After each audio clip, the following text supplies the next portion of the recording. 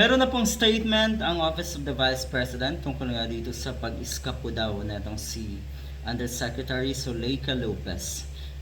Pumunta po ng US itong isang ito, pero sabi nga ng OVP, ito daw ay, or itong biyaheng ito ay personal. Personal daw na ang ibig sabihin, ito daw ay walang kinalaman sa kanyang trabaho sa tanggapan or sa Office of the Vice President. Otorisado daw ito ni Sara Duterte. So, wala namang problema kung wala namang nag-question kung yan ba ay otorisado o hindi. Ang sistema or ang SESTE kasi dito, umalis siya ng bansa sa kasagsagan po ng investigasyon sa Kamara. Yan ay ayan na, numero 1 na, or kung titignan natin, pambabastos talaga yan sa sistema ng Kamara na isinasagawa ang investigasyon. Alam din nila na sila ay dapat umattend, pero umalis ng bansa. Bago yan, etong pag-alis ni Lopez sa ating bansa, hiniling nga ng mga kongresista sa DOJ at BI or Bureau of Immigration na ilagay ito kasama ang 6 pang iba na opisyal sa lookout bulletin. Kaya lang, medyo nabagalan ang mga kababayan natin dito sa ikinilos nga ng Bureau of Immigration at ng DOJ.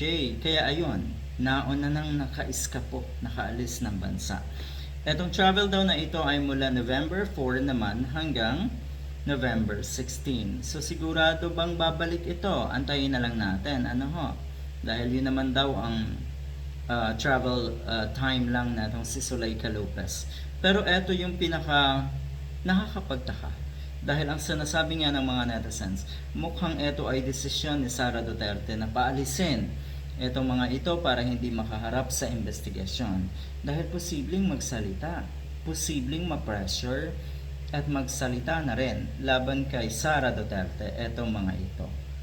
Paano kung lahat ay magsalita na? Dahil ang dami na pong nagsasalita. Ilan na ba yung nagsalita na kuno ay binibigyan ng envelope with money every month, 'di ba? Ilan na ba yun? 3 or 4 na. Nag-resign pa yung yung dating spokesperson nga na sa Sara Duterte. Ano nang mangyayari? Abay hindi na to biro, hindi na to biro. Pero ito yung pinaka nakakagulat. Speculations about the purpose of this travel are unfounded and unnecessary. Unnecessary? Parang baliwala lang. Di ba? Hindi ito issue para sa iyo, Sara Duterte. May investigation nga.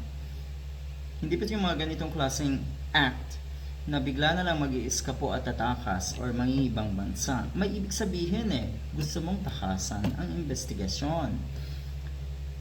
Sino ba ang may desisyon na ito? Hindi po ba ang Vice President mismo?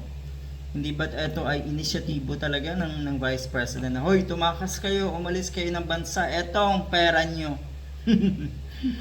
Pero ang sabi, we request the privacy of the family on this difficult time. May pinagdadaanan daw na mahirap na pangyayari sa buhay etong si Zuleika Lopez. So ang tanong ng mga netizens, ano yon? Nakakaranas din ba ng pagbabanta etong si Zuleika? Kaya ito ang nangyari? Umalis ng bansa? Saan galing yung posibleng banta? Yan naman ay nababasa lang natin. Okay? Posible talaga na may banta. Huwag kang magsasalita. Ayun nga sa Malacanang nga, 'di ba? Ura-urada kung bantaan na itong si Tambaloslos. Maano pa kaya yung mga tauhan niya lang? Ay napakadali para sa kanya yan. Good luck.